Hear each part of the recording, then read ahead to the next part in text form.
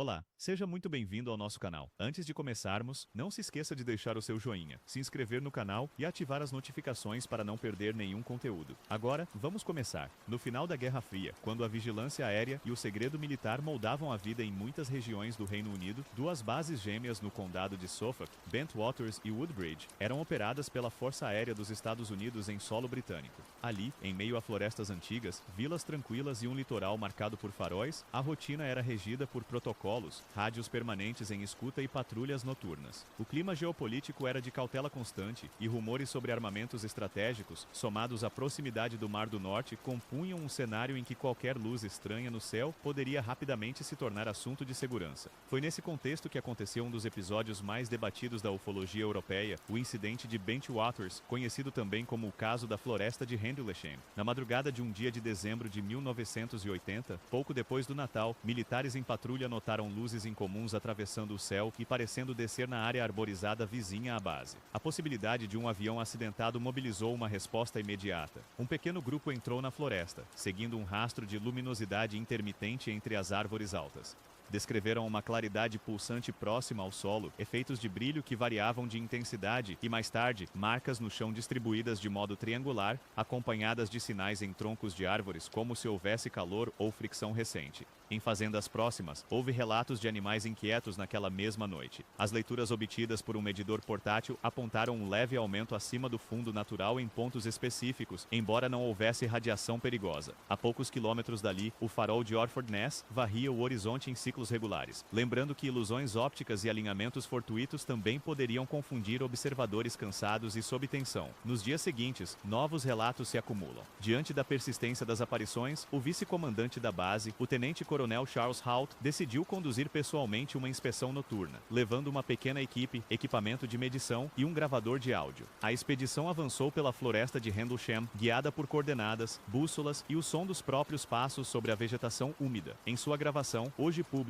ouvem-se observações sobre pontos de luz que pareciam dividir-se, mover-se e emitir feixes em direção ao solo.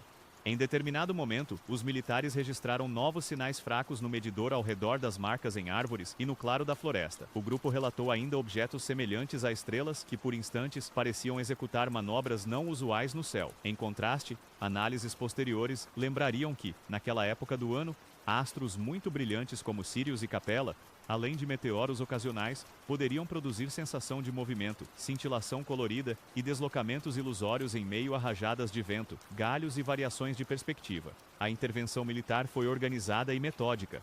Houve acionamento das patrulhas de segurança, comunicação com a polícia local e a produção de documentos formais. Policiais britânicos chamados na primeira madrugada reportaram não ver ameaça, associando uma das luzes possivelmente ao farol costeiro. Em seguida, a base preparou um memorando descrevendo o ocorrido com linguagem cuidadosa, mencionando luzes não identificadas e a investigação realizada. Esse documento, somado à gravação da segunda incursão do tenente-coronel Hoult, tornou-se peça central na historiografia do caso. O Ministério da Defesa do Reino Unido recebeu os relatórios, avaliou se havia implicação para a defesa e concluiu que não existia risco à segurança nacional, motivo pelo qual não aprofundou a análise técnica. Anos depois, com a abertura de arquivos e a divulgação de dossiês, vieram a público despachos internos, correspondências e sínteses que reforçaram a posição oficial de ausência de ameaça, embora também revelassem o cuidado com o qual o assunto foi tratado. Os testemunhos formam um mosaico complexo. Há depoimentos iniciais de militares que descrevem um objeto luminoso de aparência metálica entre as árvores e uma sensação de proximidade física com algo sólido. Existem croquis, anotações de campo, moldes de impressões no solo e valores numéricos registrados nos instrumentos, todos compondo um quadro visual e sensorial que impressiona pela vivacidade. Ao mesmo tempo, as narrativas variam em detalhes, estando sujeitas ao passar do tempo, à reconstrução de memórias sob forte carga emocional e à natural divergência de percepções noturnas sob estresse. Surgiram também relatos posteriores, anos depois, ampliando a dramaticidade de certos elementos, como códigos e mensagens supostamente recebidos, o que alimentou o fascínio popular e a controvérsia acadêmica. Do lado cético, analistas apontam conjunções que podem explicar partes do enigma, como a influência do farol de Orford Ness, a posição de estrelas muito brilhantes produzindo efeitos de paralaxe e cintilação, meteoros que cruzam o céu de inverno, além do fenômeno conhecido como visão de túnel ao focar feixes de luz no escuro. A documentação é incomum para eventos desse tipo. o memorando elaborado dias depois, a fita de áudio gravada em campo, as anotações sobre radiação de baixo nível e as fotografias de marcas constituem um corpo de evidências que raramente acompanha relatos de luzes noturnas. Mesmo assim, lacunas persistem. Não há registro inequívoco de um artefato físico, não se obteve correlação robusta com dados de radar e as medidas no terreno, embora interessantes, não atingem magnitudes que afastem por completo causas convencionais.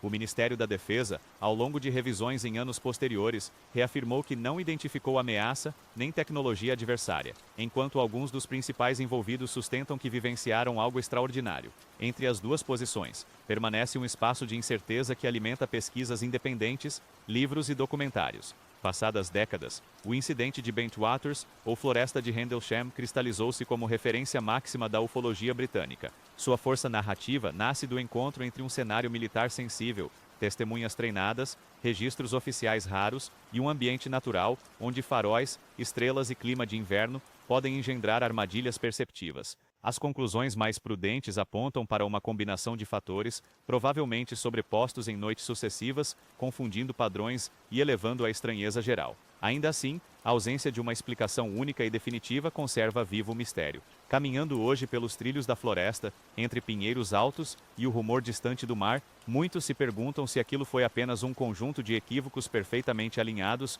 ou um encontro fugaz com algo que ainda não sabemos nomear.